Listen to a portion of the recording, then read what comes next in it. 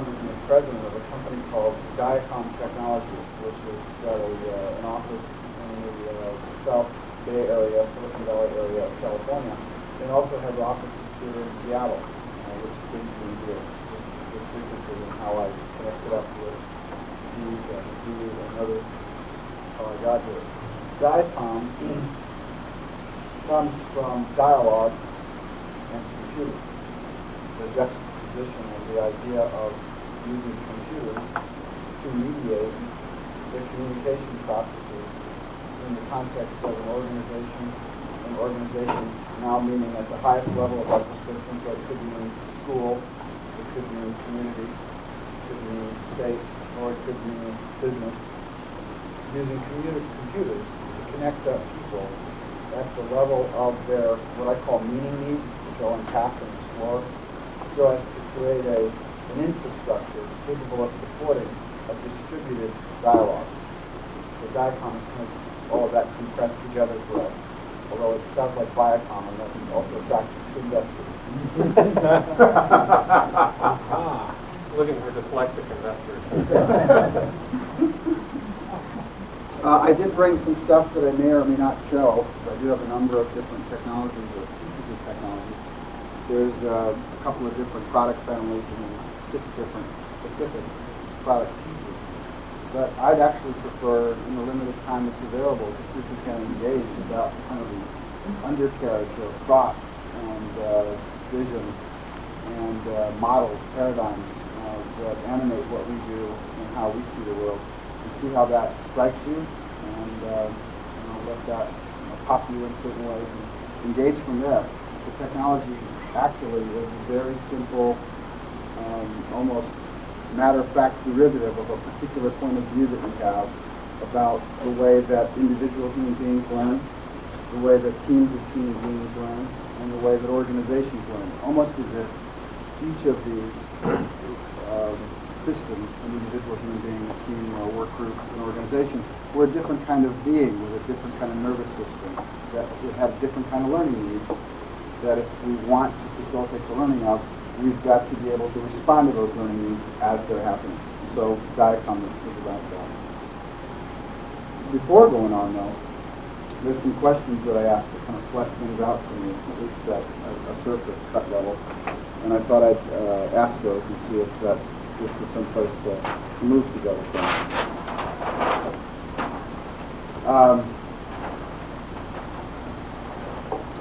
Is there anything, this is asked of everybody, right?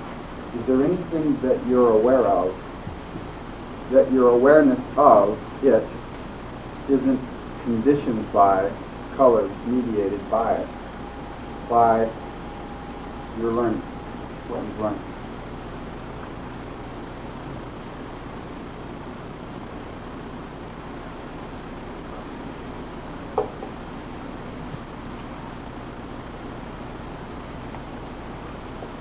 Is that question clear?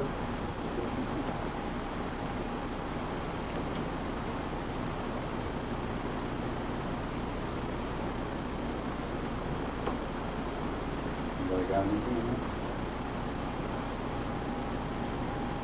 Yeah. For me, all meaning comes out of relationship. What you essentially, I would see it as impossible to have anything that had an intrinsic absolute meaning divorced from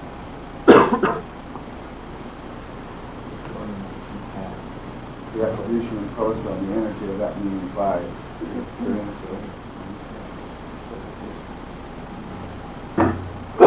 Which I would think that part of the shift from a sort of a linear notion, atomistic notion of meaning to a more systemic notion, where we really need to grapple with the whole system. The concept that we can't pluck out individual elements, treat them as transportable items with absolute intrinsic meaning that can be taken into some other setting. So meaning as a what I use the word co-implicating, kind of flowing process of an energetic resonance with what's going on that's implicating into it the learned experiences or conditioning the overall experience now. And interesting to see you getting into more hand motion when you're doing that, because our language does not well support that understanding. And instead of visual imagery, is a lot better for communicating that sort of interaction. I want to come back to the other two questions. The tangent on that was one of the most startling experiences of most of them were all with the children to me was asking children of a similar age to describe a complex thing and asking one child to do that standing up and able to move around while they're talking, and the other one, who I'm sure from other angles of view understood it equally well, but constrained to sit and describe it. The inability to physically move meant the inability to articulate it because they couldn't actually access the flow of meaning necessary to sustain their articulation in that constrained environment. So there is a direction. And after a while, when I start feeling better with what I'm doing, I get crazy. So the second question is there anything you've learned in particular that you think is more important to your life at some profound or practical level than your ongoing capacity for learning?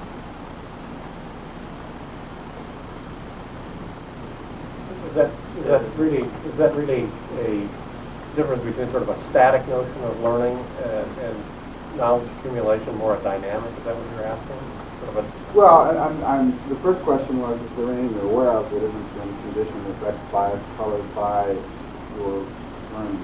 So one kind of context-setting question. The next one is there a particular thing that you've learned that you value in terms of how it affects who you are or how you are in the world of your practice or business or whatever that you think is more important to you or more valuable to you than your continuing capacity to learn? And it's kind of rhetorical. I don't get many answers to this, but I mean, but it leads to something that's pretty silly, and that's where I'm going. Yeah. Maybe not continuing capacity, but increasing capacity would be an important addition to that statement. Yeah.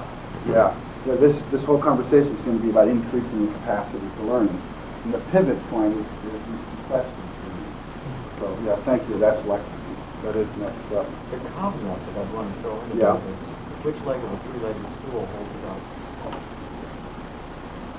And my point of that being that while we might not be able to identify anything that's more important than the capacity, but the process or the capacity to learn, doesn't mean that there may not be other legs of the stool which are also. Yeah, it's hopelessly circular in the sense that the capacity is an extension of and supported by what's been learned, right? So I understand that. But Do you ever have a leg to offer? Would you like to stand up? sit on first. Well, I think that there is specific, if you make a sort of process more I'm not sure I want to defend too far, but the value of the process is that it enables you to get in touch with specific content. The content in turn goes on to support the process, so that we need to support. scaffolding, extend presence. And if you have scaffolding but no building going on, you have as much difficulty with attempting to build a building with no process for scaffolding. It is circular, and I want to say that let's jump to another level. I asked this of you as individuals. Could I back up Sure, on that one just for a minute? It would seem to me that there would be a substantial portion of the population that would view learning as a process, if you will, and that for those people that believe that they have reached the truth a very fundamental believer in Islam or Right. Christianity or whatever, I think would offer that yes, there is a truth that is more important than the capacity to learn. Right. Yeah, I have experienced that. And that's probably, who knows, a third of the world's population maybe? And the code will also say that that perception was separate from learning. Yeah, and not even conditioned by anything. They know, even though there are situations where they can see what's going on and on. Well, my point in this question, in this particular question anyway, is that whereas all of these circular self-referencing parts of the conversation about the relationship between the learned and learning are all important things to get up into this space so we can talk about it. And but if we were to talk to organizations today, or if we were to talk about how well an organization survives at the level of the continuous improvement conversation, the total quality management conversation, the re-engineering conversation that's going on, the learning organization, these things are calling more and more upon and demanding more and more from and looking more and more to the chief asset of an individual being not only what they know at any given point in time, that's a kind of necessary but insufficient. That's the point I really want to get to. But it's their ongoing capacity for learning which really separates, to a large extent, the value of an individual in the context of an organization. Right? So I think my point is that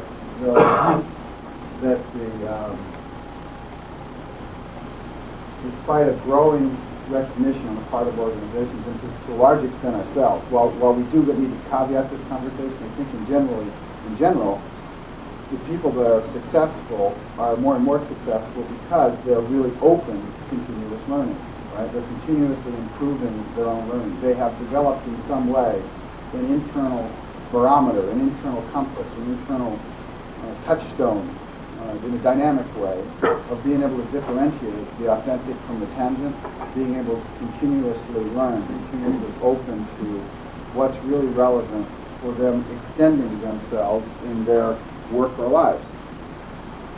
And yet, the education system that exists today, no fault, this is not about education bashing, is a system in which, if we were to take, here in the Seattle schools system as an example, if we were to take a dozen children out of that system and ask them, if we could get them into this conversation, what do you think education is telling you is more important?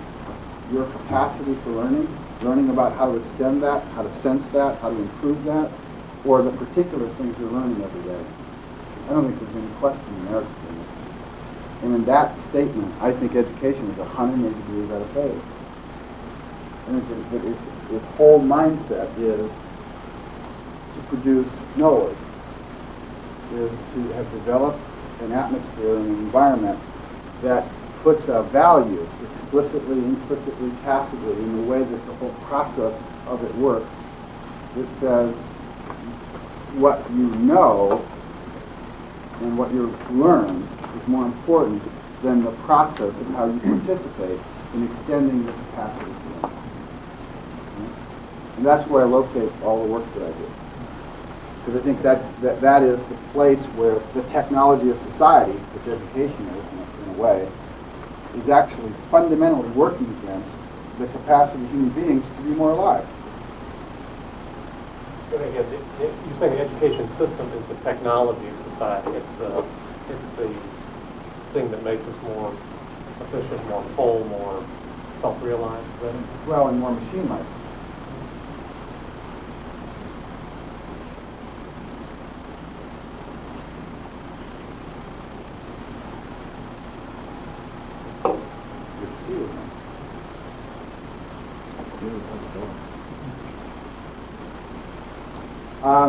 This is the area I'd like to explore a little bit. For me, the work of DICOM, again, I don't want to talk about the company, I don't want to go into any products, I really want to stay at the level of this conversation. And at any time, I expect that we'll just hit up against something that causes a flare, and that's where we'll go. And that's okay with me, so don't I don't really have a purpose or agenda here, and in a way, I'm really excited about not having to have one. I mean, my life of late is go talk to an investor, go talk to a customer, and go bounce around through my business things. I actually enjoy more of the purpose tethered dialogue, and don't get enough of it. So wherever this goes is fine with me. But back to this point until such time as we impulse off to something else. My sense is that suppose for a second we were concerned about creating an education system or a society in which its intent or purpose was to create an atmosphere that wanted to make contact with developing human beings.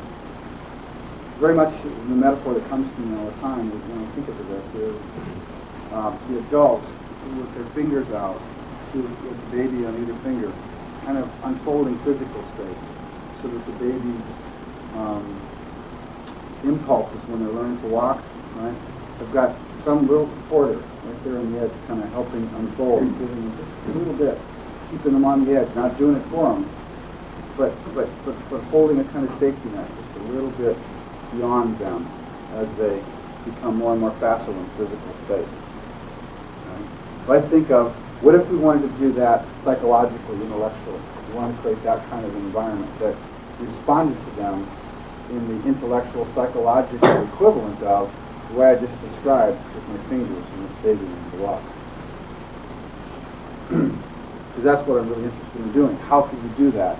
Use that same process to connect it up in a way that had a certain ecology of being as it relates to these children, that called them to become ever more sensitive to their own fluctuations as their primary compass with which to move into what they're learning about.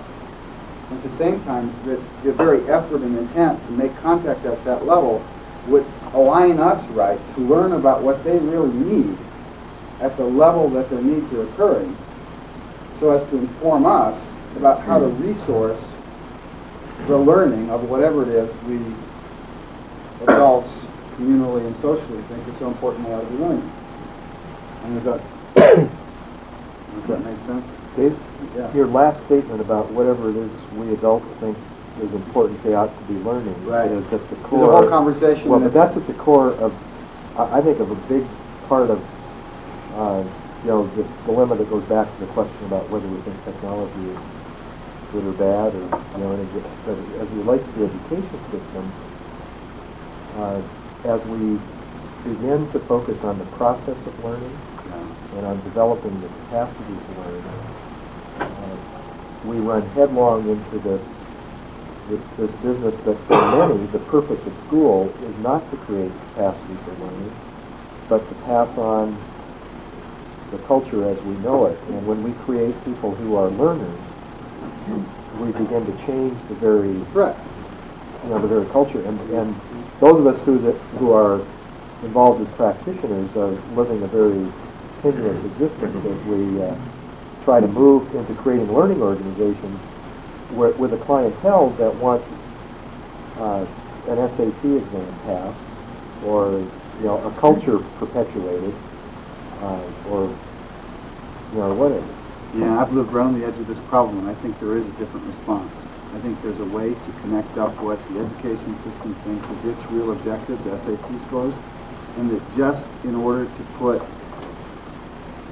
achieve the SAT, that in order to improve the process of improving student achievement in line with objective X, whatever it is, that it calls us to and enables us to develop the kind of scopes and ways of sensing what learners need, even to meet those questionable objectives, that as we got closer and closer to understanding what learners need, I think could transform the system.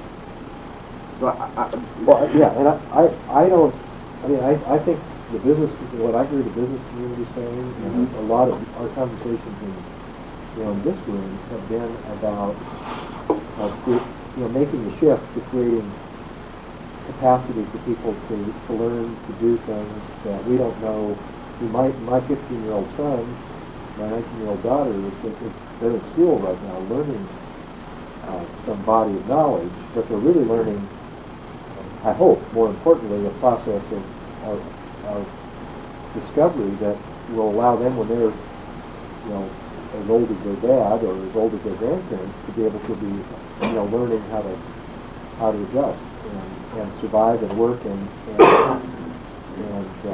be productive in a world we can't envision right now. And that's this. Which comes back to, it sounds to me like, therefore, where can we put our sense of security in relation to what it is we're doing in education, except in some, we can't put it in a particular description of knowledge to know or skills to have, but rather in some barometer of authentic self-sensing, which is revealing of the real world as a basis to orient learning and performance.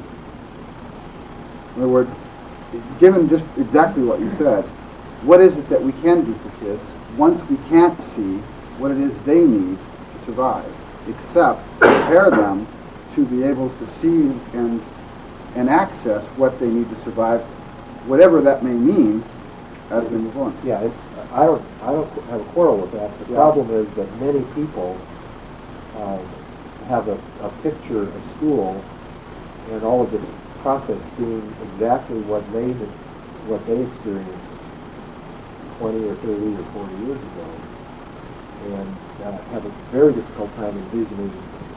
They think we're getting real flaky when we start talking about process and learning capacity because they think we're trying to duck the deliverables. Mastery of the skills and the knowledge. Right. Well, yeah, because I'm gonna pick on Andy for a minute. They've got to go live down there and go to college. Or Paul, you guys are going to do something to them that we've got to somehow prepare them for. But all of this enterprise is not affecting. What you're describing is preparing would prepare people for the world of work in a much different way than we are currently doing. And I understand that, and I think this is the dialogue space that the people that really care about a different kind of education and one respectful of a different kind of being emerging from our children in such a way as to not be encaged by the kind of tacit learning that we've picked up, that it requires this dialogue that you're pointing to. And unfortunately, the only real way to have that is to have real, authentic representatives of that point of view in the tub with us at the same time. So, I appreciate, you bringing this in, and in order to really work it out, you got to be that, or get some of them in here, right, and start that dialogue.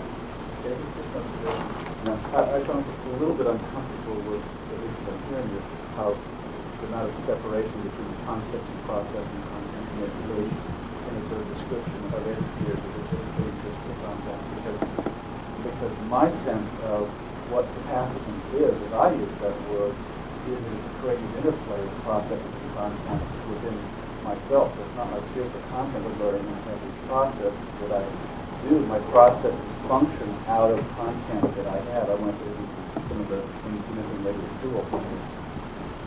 For sure. But he's talking about traditional classes Yeah. that do exist with that system. Perhaps some concept that a lot of process gets from. I would agree that I make some generalizations in order to create some kind of polar fields here to get things up, and that there is no, there's a thing I have called the cycle of engagement, which talks about the relationship between the amplitude dynamics of attention span in relation to, kind of constelled meanings, that the relationship between process and content is capacity, and we're having difficulty with that. But the question I have is, do you think the pervasive experience of children in this country or in the world today with respect to education is that the purpose of their education experience or the pervasive quality of their education experience is calling them and enabling them to sense themselves in relation to what education is putting before them in such a way as to be conscious of what capacity is, to become more consciously capacity suspended, to learn how to trust the authentic from the tangential in some more subtle way. I agree totally, but I would include the content equally as process. Absolutely. Again, I'm kind of strong.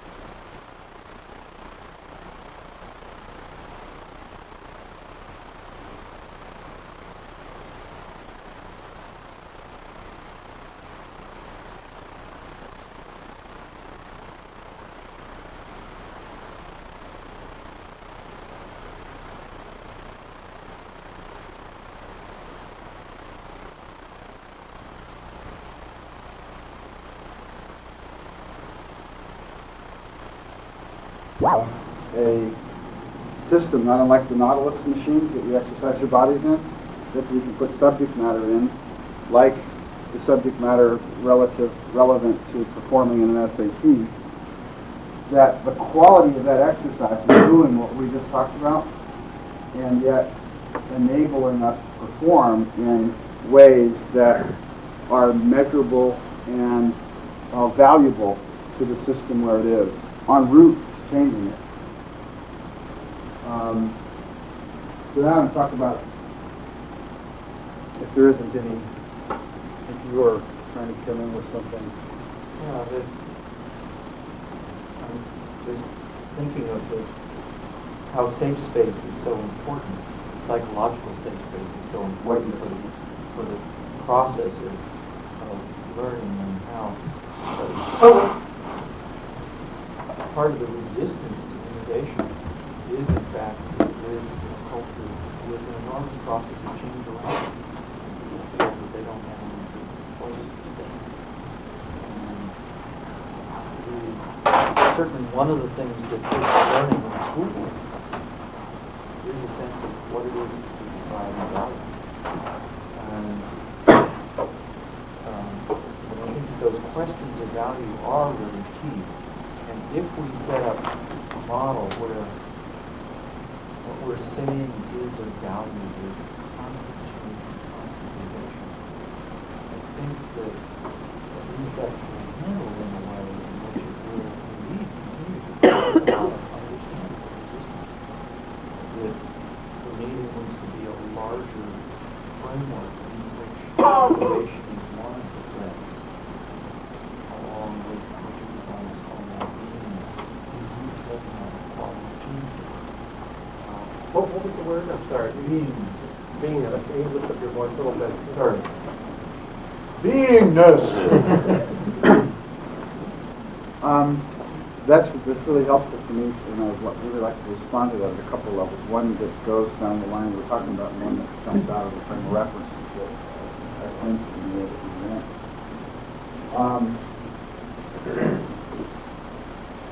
I don't think kids pick up I don't think kids live in the same kind of space-time continuum that we do.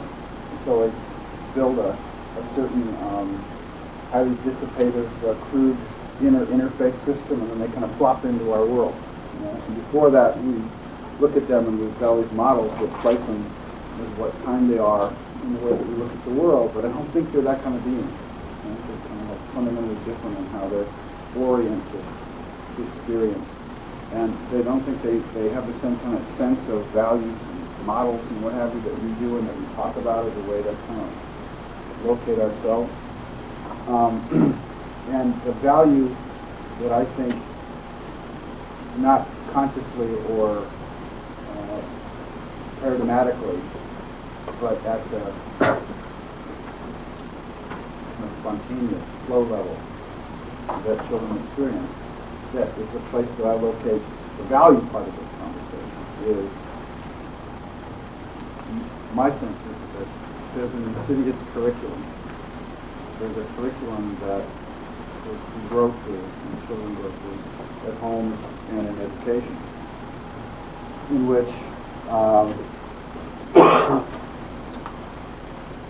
remember I used the analogy earlier of the child and the baby learning to walk and learning to kind of cohere and focus these impulses into something that they could participate in and extend.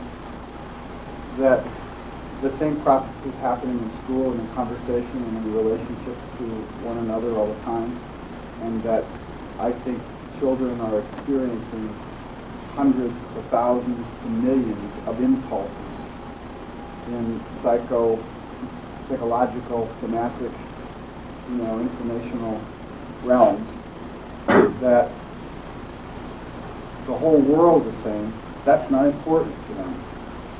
So, in an example, in the K-12 curriculum where it's more obvious, they're placed in a situation where, by virtue of the books, the classroom, the structure of it, it is provoking in them, almost like an electromagnetic field would provoke a constellation of metal filings in their bodies, okay? Impulses of need more in order to stay here, to be present here, right? And then in the course of that, even though these things are happening to them, right, there's no way to connect that. There's no sustainable, pervasive enough way to connect that. And that is a consequence of that. And while, on the one hand, in the name of an education system, it says, we want you to be learners, right? We have put them through a corridor, quite independent of all of our intentional experiences, the pervasive background of which has taught them through hundreds or thousands or hundreds of thousands of inabilities to respond to these fluctuating needs, that those needs are irrelevant to their learning. And that when I think about that, and what is the ground of a human being's capacity for learning, it is precisely tuning into and being able to recognize and differentiate those needs. So here we have an education system that, again, I wouldn't blame anywhere, but because of a disregard for a certain depth at a being level, I thought you were calling to, and simply because it doesn't have the sensory apparatus to be aware of those kind of fluctuations with that many people at once, those kind of needs with that many people at once, it's created an environment in which the fundamental lesson of education, in a way, is that your fluctuating meaning and learning needs are irrelevant to your learning. Right? And that's the whole thing in relief for me.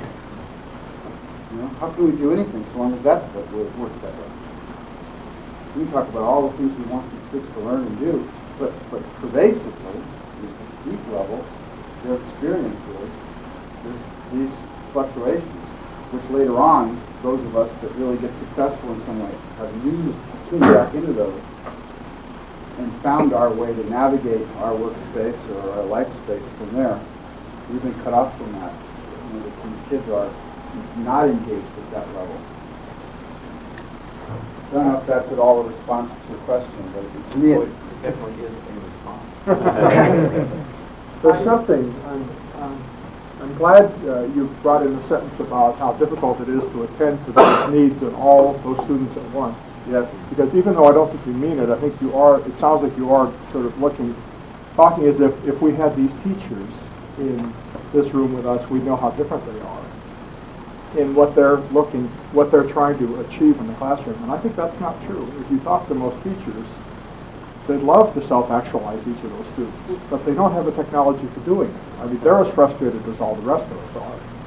And I would add to that most of the computer and other technologies that have been offered up to them haven't done it either. So they're as frustrated with those technologies as they are with the educational technologies that they're interested in. It isn't that they think those scores are the final answer, but it's something they can point to say at least they're achieving something. And if you could offer them something else, or if you could offer them a strategy which would enable that to happen while self-actualization was being achieved, they go along just like we would. We're not that different in this room. If I have in any way, been insulting some of the teachers that I lead them into. It's a system that they're victimized by. Right. Well, that comes back to the conversation we had in the beginning about technology, and what I meant by education as a system is a form of technology, and it's a form of technology that's affecting the teachers, the students, and society, and it's a machine in a way. Now, so I want to first kind of totally agree with you and apologize if there's any way I've been offensive to teachers, because that's not my intent. But I want to look at it phenomenologically at a level that's stripped free of values or attribution of blame, and say that it's a fact that the system's doing this. And it's not a matter, that my intent is not to put the blame on anybody for it, but to say this is the way it is, the way this monitor is, and the way that works, right? This is happening. Now what are we going to do about it? That's my only point. Because if we really get down into this kind of level of seeing that we've got to develop, we've got to move towards, we've got to hold an intention or have a vision for an educational system that really does connect the actualization, to use your word, at kind of the process awareness level, perhaps, that we've been describing, and yet connected in a way that's relevant enough to performance at the level the system can see it for it to take off. Otherwise, it's one group over here screaming about some idealistic thing, another group over here saying, well, you can't measure it, so what the hell are we going to do working on that? Right? So there really is a requirement for a new technology for education. And in this, I don't mean what runs on the computer exclusively, but a different vision of what's possible to break out of precisely the kind of constraints we've been talking about. And in that, there are a number of things developing. The dialogue technologies that are emerging, the people that are working on kind of semantic space reading as a way to help teachers read the meaning-need posturing of what's going on in the classroom, ways to develop dialogue for the classroom are happening in different places around the country as a process that's always seeking to synchronize at some deeper level of meaning as the ground for whatever else it wants to do, and never, it very cautiously puts anything else before it, put it that way. And then what I said that I'm interested in is a certain kind of technology that, on the one hand, could respond to the fluctuating needs occurring in a learner so as to enable them to become more aware of those fluctuating needs and have the access to themselves that we've been describing. And at the same time, do that in relation to the curriculum objectives of the day, and also do that in relation to a new kind of assessment system, a new way to measure the effectiveness of improving capacitance and its relationship to performance at content level. And by the way, I'd say this before I go on. I think I will show a few minutes for the technology and give some ideas about it. I'm forming a group that's going to happen around the country that some people in Washington, at MIT, at Harvard, down in Southern California, that came to mind right now to put forth as a proposal to those that are interested to involve. We talked about this briefly in our last trip together, because maybe something that this group's interested in chewing on. I think one of the great obstacles to change at the level that we've begun to play and explore it with it tonight is that our society and education system has not been able to find an economic rubric for the capital value of learning. Right? So there is no, it's an obstacle to investment in people at one level.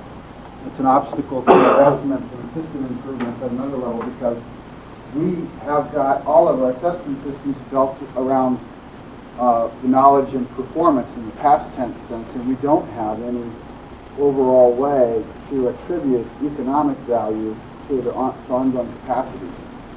And one of the things I want to do is actually form a group to try to find a way with economists, with learning theorists, with the people from the board of telephone companies and universities, to find some way to propose to create a financial reference for the capital value of learning. Anyway, I'll drop that and we'll talk about that. Dave, could I just do one more connection here? A big part of anyone's self-actualization comes away from the education system. What's the connection? How do you see backed up to the other part of education, popular culture, television specifically. How does that fit in? First of all, I went ahead and responded by using the term self-actualization. I'm not as comfortable or familiar with it. Okay, yeah. Well, I think in that sense it's a case of I look at learning as fundamentally a process of presence extending, not the same thing as acquisition. I extend my presence into physical space, to being able to differentiate a different and more delicate range of sound or sight, or further into the contingencies of mathematics or science. So to me, I like to look at it more as presence extending than as acquisition first. And I'm saying that there's an inner interface process that forms in relation to the pervasive tacit things that we learn throughout growing up, only part of which is occurring in education. And that actualization isn't, as I understand that term, something to be learned, per se, but something that's inhibited by what we learn. Right? I mean, I think that it's our presence and our ability to cohere and be present in different ways is both enabled in certain venues, like I mentioned, math or science or physical subtlety of Michael Jordan or what have you, is extended, okay, but also constrained by learning. It goes back to our earlier part of our conversation. Now, to the technology piece.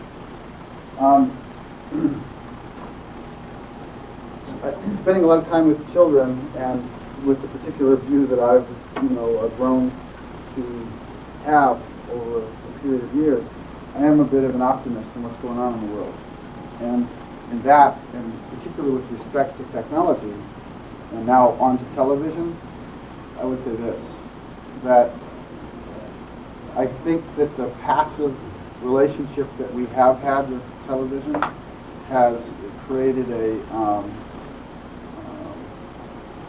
number of problems in our psyche and in our internal machinery, some of which are just plain phenomenological from the resignation to the experience that other people's work have pointed to in terms of just the whole visual mechanism, what's happening to our whole perception system, the visual cortex.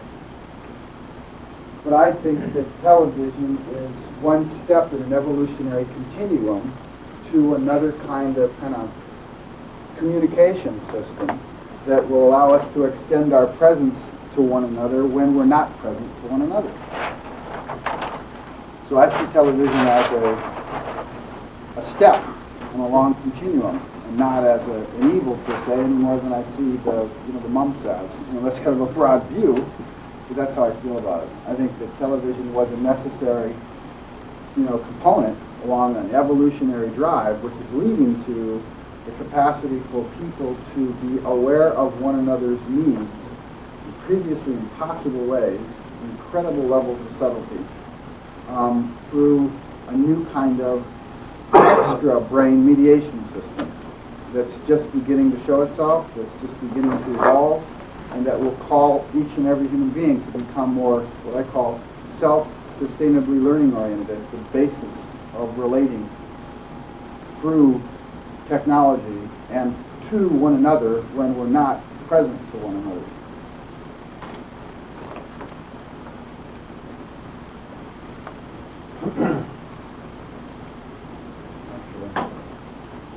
I mentioned that there was a number of technologies.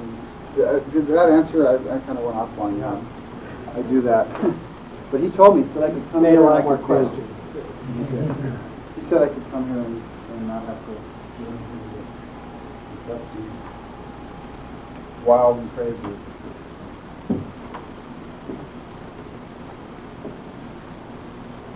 I'm not going to explain everything, so I'm just going to take a walk through some of the technology. This is the flagship thing for me. You're sitting back too far. Why don't you kind of move up? We got some more chairs. I mean, get up close enough that we can sort of see this. Don't hesitate.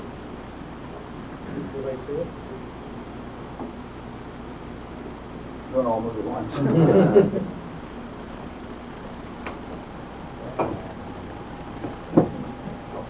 So learner interface. The intent of it from the beginning was to do what I've described. That is to say, to build an interface on the outside world that, if children used it, the nature in which, or the way in which they engaged it, would cause them or call them to a certain sensitivity about their own fluctuating needs, so that the purpose of the interface wasn't so much to mediate access to content according to any current theory of the way information or hypermedia or hypertext ought to be connected, but rather how to organize or present an interface that, in order to use it, required the learner to differentiate, disambiguate, go into, so to speak, what do they mean, what do they need here? What do they need here? Curiosity, uncertainty, and so forth. Now, because I don't have much time, I'm going to really fly through this real fast. The learner interface was designed to do this in a multimedia hypertext sense. We designed all of its innards, its file structures, and the surface of its interface, so that this thing could run on what's going to be the set-top boxes that are in everybody's homes, or it could run on Nintendo machines and Sega boxes, because it didn't want to just put something on, $4,000 Macintoshes that 0.01% of the people could access. The idea was, how could we make a significantly new kind of relationship between a developing human being and a continuum of information whose primary intention it was to exercise their awareness of their needs in a new way, while connecting them with the resources to allow them to travel into what it is they were either railroaded down due to the current education in some way, or B, desirous of inquiring into. Now, there's 3 different levels of navigational systems. One would allow somebody to kind of like fly around the solar system to find something that they were interested in, or find their way to that part of information resources or multimedia resources that they were interested in. That part you've heard a lot about if you've tracked it all with multimedia and computer systems. And while we've got some unique things that we've done there, that's not what it's about. What we tried to do with the learner interface was say, assume somebody is already in the room that they need to be in order to learn what it is they're driving after, or the room that they need to be in order to have access to or to learn about what the curriculum or the education system was interested in learning about. So, which I call a relevancy bubble, right? There was a paragraph. I say a paragraph is a paragraph rather than a sentence because of the scope of its meaning intention, right? So I'm saying, make that, pause that, and this is an oversimplification, but it may be helpful. Let's turn that into what I now call a relevancy bubble. And the idea of a relevancy bubble is to provide a number of alternative resources to an individual so that if they have what I call an elemental meaning need or learning need, which refers to a word, term, phrase, acronym, place, object, a piece part in a process which we're trying to learn, or in the content from which they're trying to learn, that they could click on it, so to speak, and immediately be given a menu corresponding to different kinds of resources that were available. This menu was dynamic, and it was actually built from what was available, what their preferences were, I'll come to that in a moment, and what it is they selected or what they were curious about. Notice this menu has the first axis of its drop is semantic types: author's note, etymology, encyclopedia, and dictionary. To the immediate left is media type, and this varies, and I'll show you that. But so in this case, with the word gravity, there was an author's note, which they could see right away, or if they really wanted to understand the meaning of the word, they could go like that way. And anytime they could pop it back. If you will, the idea behind this was like a microscope. You have a microscope with lenses on it that you spin until such time as what's on the slide becomes clear. This was the basic design metaphor. Imagine that if our intention in education was to provide children with the resources to understand X, whatever X objective was, that was put onto a slide of sorts and was made available to them, and that rather than being one way to get there imposed by the teacher or the author or the curriculum developer or the instructional designer or the pedagogist, that there were many, many different ways to understand that would correspond to different modes of intelligence that would correspond to different learning styles, sensory biases, vocabulary levels, comprehension levels, so that what the learner was doing was turning through these lenses until whatever's on the slide comes clear for them, and using their needs as the basis of driving the equipment, not using any mechanical model that they've adopted to conform to the equipment or the software. So in some cases there may be a movie.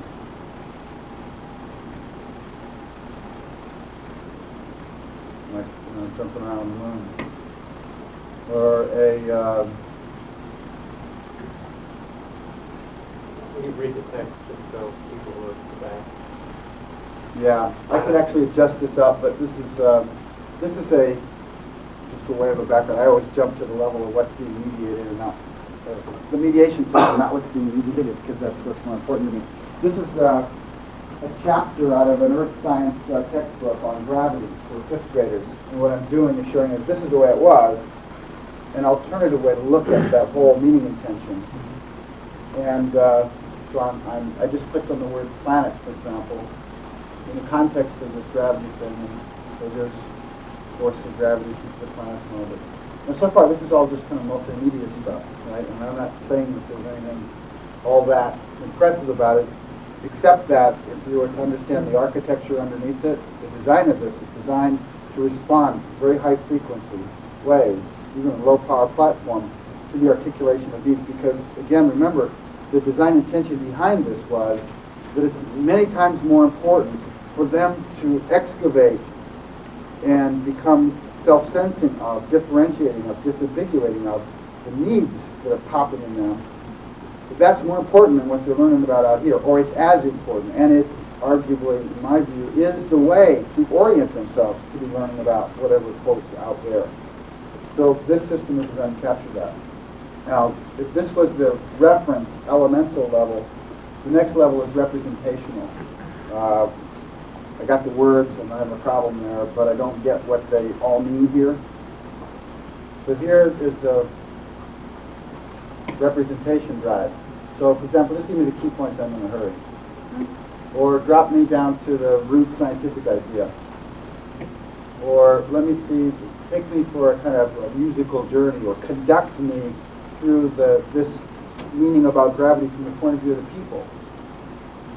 So that I have, if you will, this kind of joystick that I call the Hyperdrive, which like allows me to move through this rubric of related representations about any one area that I'm traveling in, that will allow me to punch through the surface of a particular word, term, phrase, object, using my needs to get whatever I need and then come right back out again and continue. Or spin through alternative ways to look at, alternative languages, movies, texts, etc. So coming here, for example, I say I'm interested in Einstein. So look at the biography. So the biography has a video clip, a sound, a photograph, and some text. And then there's an encyclopedic movie of some sort. Oh, this is a comparison of the space, different theories of gravity as it relates to space. And this is actually pretty poor resolution because of my little monitor. You can't hear Einstein talking, he's talking down here. Notice I can, again, pop this back off. Now, real quickly, I can go to a compass and I can adjust my preferences. I like things a little bit more deductive, more interactive, and I'll take the hit for the time, thank you. I want less sounds and more images, and I don't want text. I can load previous settings. I can adjust the type size, the speaker size, what reference or alternative language. Let me go and show the alternative language.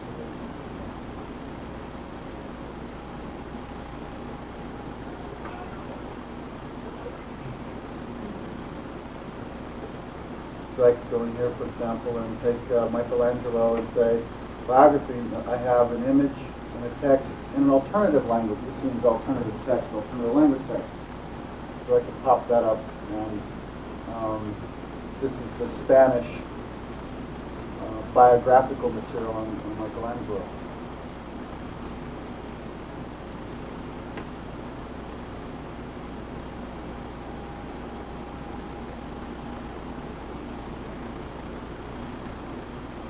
But it's a preference setting function that you really, which responds to meaning needs sort of generically.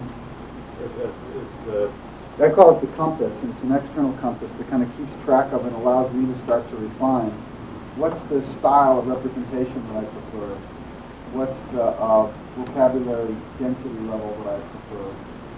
And what that does is I start to learn how to adjust those knobs, and as the choices for alternative ways to represent something or travel through the surface of them can proliferate, and they will.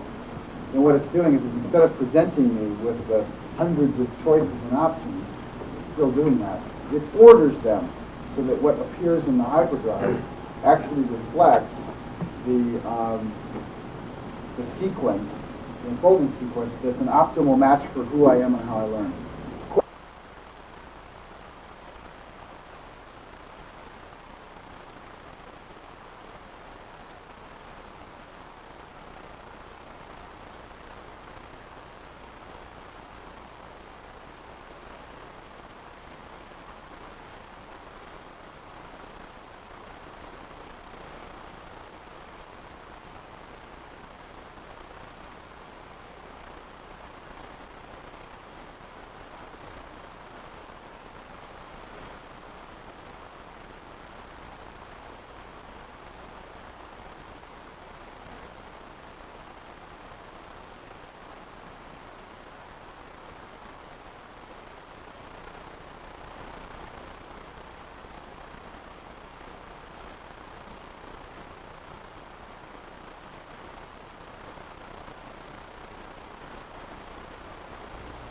In the style, and I can say for myself that I have many different styles, that, and happening, changing all the time.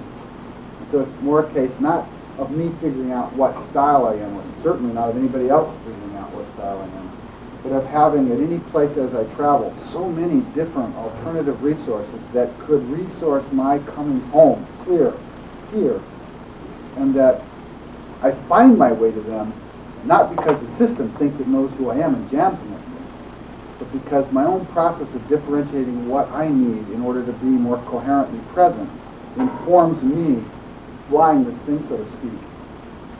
And that takes me to the resources that are working, so that it's constantly causing me to get more clear about what I need. David, in looking at this material, obviously to create a whole curriculum in any subject would be very labor intensive and therefore enormously costly.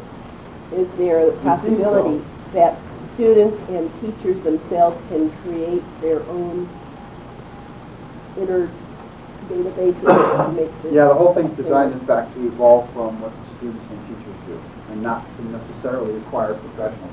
If everybody's familiar with the notion of a seed crystal, you start by growing this crystal, they put this little seed in, and then things start to happen to it when it kind of grows. That's the way this thing was designed, at a couple of levels. Because frankly, so far, what I've shown is the ability to travel around through alternative representations and travel through the surface to references in response to fluctuating meanings with the purpose of helping the learner become more self-sensing of them, because that is generally enabling of their learning. Right? Is that making sense? Okay. So there's another thing is, and the reality is that the system isn't going to have the resources. And that's your point, really. All these things aren't here yet. How are they going to get here yet? Right? How are they going to get here? Well, the way that this system is designed to function, and I really got to kick this part on now real fast. Let me pause this whole conversation and jump to a different universe and then come back to it. Okay? It is like the fundamental law of systems, one of the fundamental laws, is the capacity of any system to self-organize, self-regulate, self-correct, and self-optimize is fundamentally restricted to the quality, granularity, and dimensional extent of the feedback that informs it. And that's like true of our brains, that's true of our organizations and our systems and so forth. And yet, despite this being the case, the feedback flow in organizations is still in the Stone Ages, in the education system and in businesses. And that's the other mission DICOM's about. It's building a new kind of feedback infrastructure for education and business. Concerned about this because the feedback infrastructure internal to an organizational system is really a key to the organizational learning and corresponds to the organizational learning's nervous system, kind of in a way that this conversation has located meaning need conversation in an individual. So, in order to have more feedback flow through an organization, or through a curriculum, or through a classroom, or through a school system, we have two problems. One problem is gathering the feedback at the point that it's actually most gathering the experience from the stutters in the stream of consciousness of learners and getting that out where we can visualize the patterns in it so as to inform our financial priorities in developing the content and developing and focusing teacher activities, assessment systems, curriculum development in a way that actually matches what real learners need rather than all of our statistical models that are keeping us at a great distance from that. So one of the challenges, therefore, in everything we've done is how to gather the feedback at the level of meaning needs that these kids are having and allow that to be seen by the education system so as to inform its priorities. It starts to come back to the conversation we were just kind of floating around on earlier. What if we could build a scope so you really could see that these 300,000 kids wrestling with probability theory in the third grade as distributed across the country have really got 10 fundamental problems grasping it. And we have not been able to develop the resources because we're kind of scattered and fuzzy about what's really going on. Let me take that to another step now. Back to the Lunar Interface. The Lunar Interface is one node of that feedback system. In this case, connecting the feedback at the stream of consciousness level, what I call a stutter in the stream of consciousness. And I have a need that causes me to kind of stutter. And that it's right at that point that A, want to help the learner use that stutter because that's real important stuff. That's really what's going on in them. And B, if we can capture that and see it, as I've said, that's the important stuff at the higher level to inform the prioritization of the development of resource and assessment systems that can really be effective with the learner. Well, the stutter is the feedback in general has that the stutter is sort of a loop that comes back and says, I'm not my 5th grade daughter saying, I'm not good at math. It's like she is that what you're saying? That's a downstream summary. I'm not good at math. The reality is that I'm in this math problem and I bump up against something that's unclear to me, in micro time, comparatively. So I'm saying it's like if that's the level where the real learning is going on, what we're talking about is a lot of here. What I'm saying is that at that level where those fluctuations are going on, there's an opportunity to draw the learner into sensing that, being able to use that, surf that, dance with that, become conscious there. Right? And that part of it for me lies like this. Let's go back to this for a second and say, Renaissance. Let's go over to something else. The beauty of the Renaissance.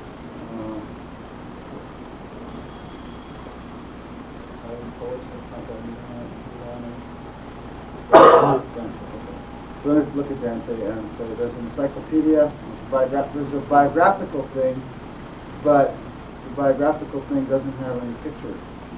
I really want to see a picture of it. I mean, it doesn't matter. I'm saying I have a need, right?